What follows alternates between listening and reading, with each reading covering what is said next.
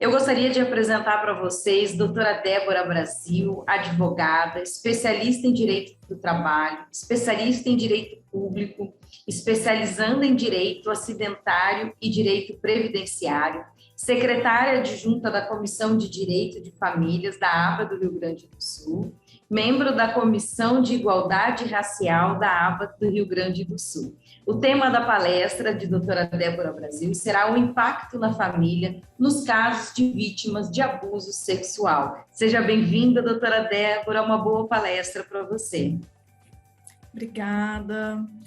Em primeiro lugar, eu gostaria de saudar a todas as colegas integrantes desse painel e todas as mulheres da ABA pelas suas palestras extraordinárias dos painéis anteriores, que fizeram parte desse evento grandioso. Meu agradecimento a todos os envolvidos pela organização e colaboração. Quero saudar também o Dr. Esdras, que é o nosso grande líder, e é o Dr. Tiago Kidrick, por serem os maiores exemplos dentro da nossa associação, estendendo aos demais, cumprimentando a todos e a todas, em especial as doutoras Carla e a doutora Tatiana Fortes pela organização desse evento maravilhoso. E por ser um tema muito importante, pois a gente viu, né, tem visto que na pandemia, infelizmente, teve um grande aumento das notícias sobre violência na nossa sociedade. A mulher sempre foi um ponto de equilíbrio na nossa sociedade, pois ela é geradora de toda a raça humana. Tem como papel gerar, carregar, amamentar, criar e educar os filhos. A relação de cumplicidade entre uma mãe e o seu filho começa desde o ventre. Essa ligação inicia-se pelo cordão umbilical, que determina o elo mais elevado de qualquer grau de parentesco. Então, se entendermos o que a Bíblia diz sobre a mulher, sempre teve um papel secundário na sociedade. Tanto é que antigamente ela nem fazia parte de nenhuma estatística demográfica. Uma sociedade que era extremamente machista, onde tudo sempre girou em torno do homem. O único papel da mulher era gerar filhos e criar do lar. Então, de lá para cá, a mulher vem conquistando muito espaço, dependendo da sociedade em que ela vive. As mulheres, através de muita luta, muita insistência, vem quebrando todas essas barreiras e paradigmas, pois podemos constatar nas sociedades que antigamente eram consideradas um extremo machismo, e hoje em dia as mulheres vêm ganhando cada vez mais espaço, a ponto de serem até presidentes de determinados países, como, por exemplo, podemos citar o Brasil, Coreia do Sul, a Libéria, entre outros tantos. Então, a gente vê que a mulher vem tendo avanços, lutando em prol da sociedade, né? Recentemente, a gente viu que a Hillary Clinton, por muito pouco, não foi eleita também presidente da maior potência mundial, de uma sociedade considerada uma das mais conservadoras de todo o universo. Então, a gente vê, dentre muitos tipos de violência, podemos citar também o abuso emocional, né? Vindo lá de trás, desde a antiguidade. Assim, a gente tem como um ponto inicial sobre o abuso emocional, que muitas vezes decorre dos ciúmes. Porque o ciúmes é uma manifestação provocada pela falta de confiança no sentimento e na lealdade do outro. Então, esse tem sido o principal vilão de uma relação, pois o ciúmes pode gerar danos irreparáveis, destruindo sentimentos, gerando desconfiança, criando revoltas e, infelizmente, no caso mais extremo, é responsável pelo número elevado de morte de mulheres. Ainda, na maioria das vezes, o ciúmes é apontado como principal vilão dos conflitos entre casais.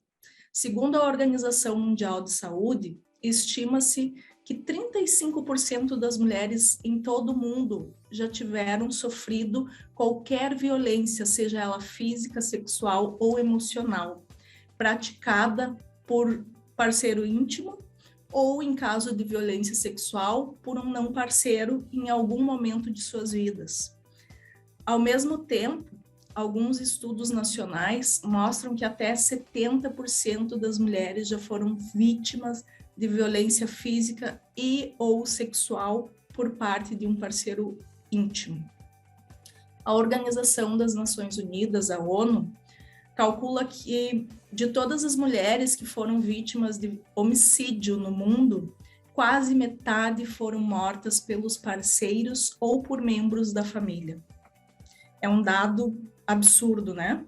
Essa semana, quando eu estava organizando a minha palestra, eu me deparei com um índice que tem na página do Tribunal de Justiça aqui do Rio Grande do Sul sobre a quantidade de medidas protetivas emitidas no estado do Rio Grande do Sul. O último dado que eu olhei foi ontem, é chamado de violentrômetro, atualizado dia 7/10, 102.568 medida protetiva aqui no estado. É um número absurdo. E pela Secretaria de Segurança Pública aqui do Rio Grande do Sul, eu também peguei os dados que de janeiro a agosto desse ano foram registradas ocorrência de ameaça contra as mulheres, 20.901 ocorrência. Lesão corporal, 11.262. Estupro, 1.279. Feminicídio consumado, 72. E feminicídio tentado, 162. Então, é um número, infelizmente, que apresenta um recorde, né, temporal, porque registram os dados que a gente está tendo aqui no estado do Rio Grande do Sul. Então, é necessário que a gente tome precauções, que a gente auxilie, que nem as colegas anteriores bem colocaram, né?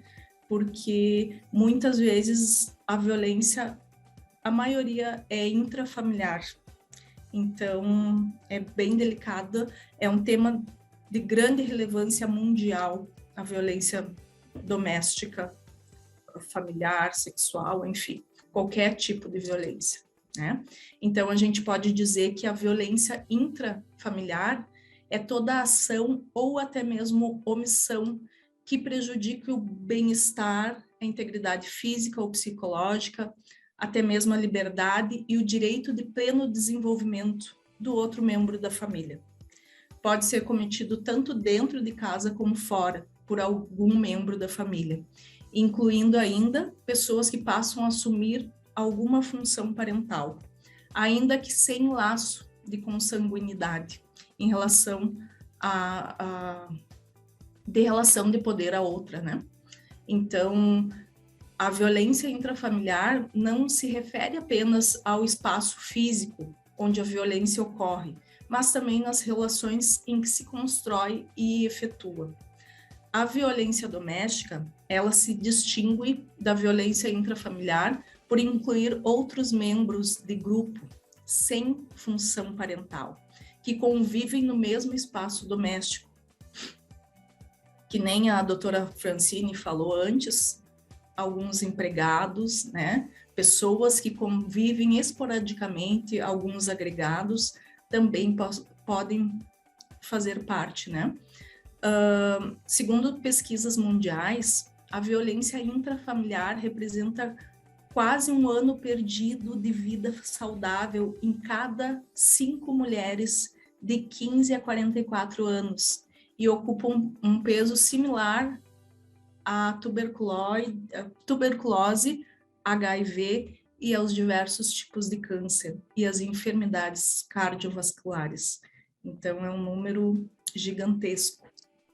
Então, a violência intrafamiliar toma uma forma de maus tratos físicos, psicológicos, sexuais, econômicos e também patrimoniais, causando perda de saúde muitas vezes pouco dimensionadas.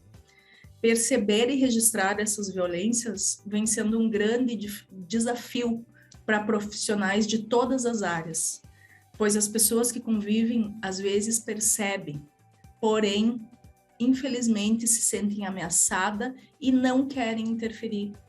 Então, a gente tem, como profissionais do direito, temos que ter esse olhar para essas crianças, mulheres e muitas vezes idosos, para que a gente possa estar fazendo a nossa parte. Muitas vezes podemos salvar vidas e sim, temos que denunciar. Temos vários meios para fazer essa denúncia, então temos que fazê-las, né?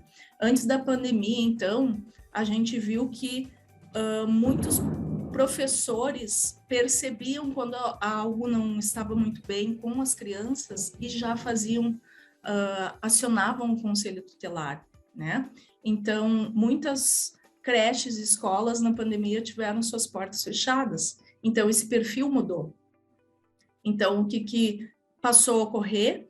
Alguns vizinhos ou pessoas da família passaram a fazer essas denúncias. Então, muitas vezes o abuso estava sendo cometido rotineiramente, né?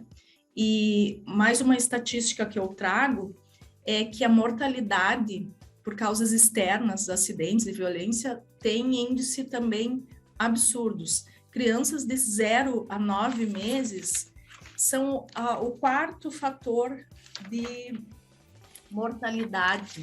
As agressões por violências aparecem como quarta causa de mortalidade infantil. É um número absurdo.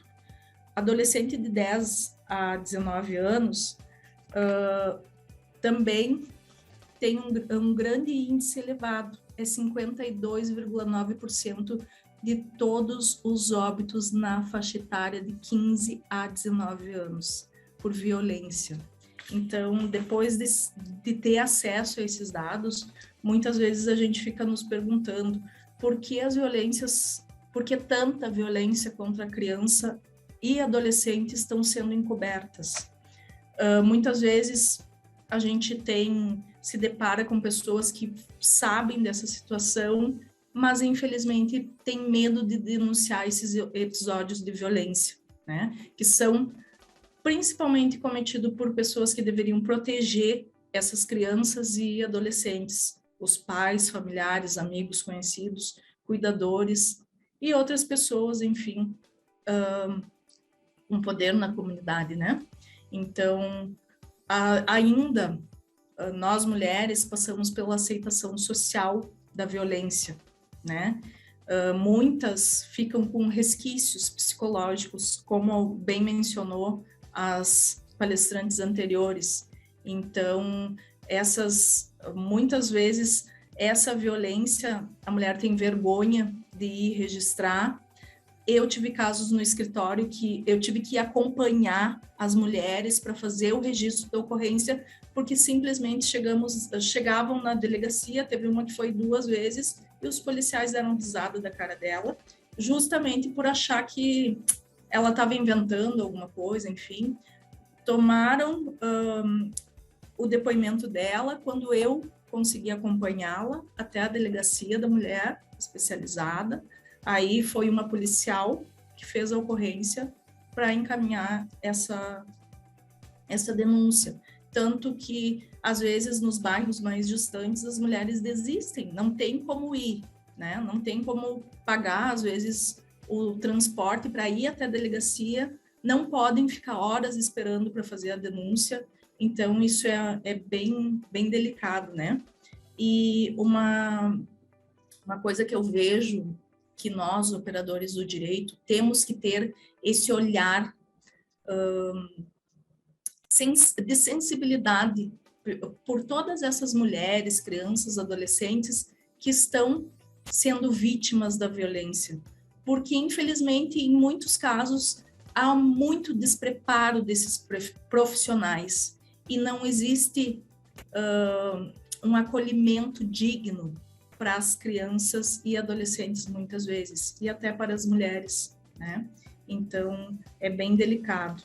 E às vezes a gente se pergunta quais as consequências que vai ter essa criança e esse adolescente da violência. Então, infelizmente, vai gerar muito problema social, emocional, psicológico, cognitivo durante toda a vida. Então, podendo apresentar graves comportamentos prejudiciais à saúde. Tem muitas que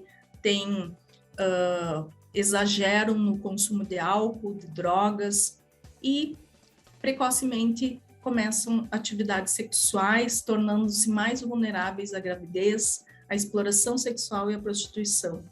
Então, eu quero encerrar a minha fala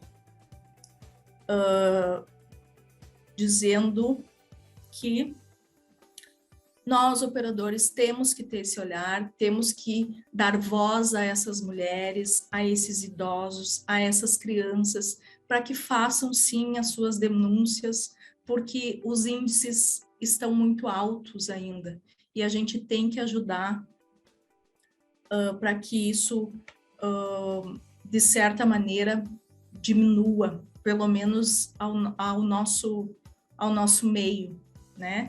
Então, eu quero agradecer muito pelo convite, deixar o meu registro para denunciar, que denunciem qualquer tipo de violência.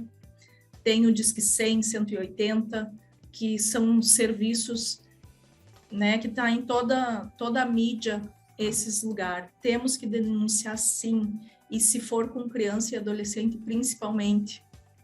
Então, diretamente no Conselho Tutelar, tem os telefones, enfim, que ficam disponíveis. Não podemos nos calar diante dessa realidade. Então, não podemos deixar que a criança tenha sua infância roubada, um futuro selado e a vida ceifada por algo tão inaceitável para a nossa sociedade. Então, para que eu e vocês possamos fazer a diferença na história dessas pessoas que passam por esses abusos. Obrigada, Carla, pelo convite. Me coloco à disposição. Quem quiser me seguir nas redes sociais é @deborabrasil.adv. Doutora Débora, muito obrigada. A senhora trouxe um tema muito importante. Nós precisamos falar sobre isso dentro da nossa sociedade. É muito importante que se saibam que as sequelas podem causar uma doença social. Essas pessoas que ficam com essas sequelas, com esses transtornos pós-traumáticos após esses abusos, elas precisam de ajuda. O poder público tem que ser atento e tem que dar acolhimento a essas mulheres, a essas crianças. Nós também temos meninos também que sofrem isso, cada vez maior o índice, né, de meninos abusados. Nós não tínhamos tantas notícias e após essa pandemia, realmente os índices são alarmantes, porque essas pessoas lá na frente, principalmente na adolescência, elas podem realmente usar o excesso do álcool, voltar-se para a droga, até para a criminalidade, muitas vezes a prostituição. Então é muito triste, porque nós devemos e temos o dever de ajudar, pelo menos advertindo a sociedade sobre isso. E eu gostaria de agradecer, foi excelente a palestra, agradeço demais a presença da doutora. A senhora gostaria de dar alguma palavra final, deixar algum recado? Só manifestar minha gratidão pelo convite, pela organização desse evento, né?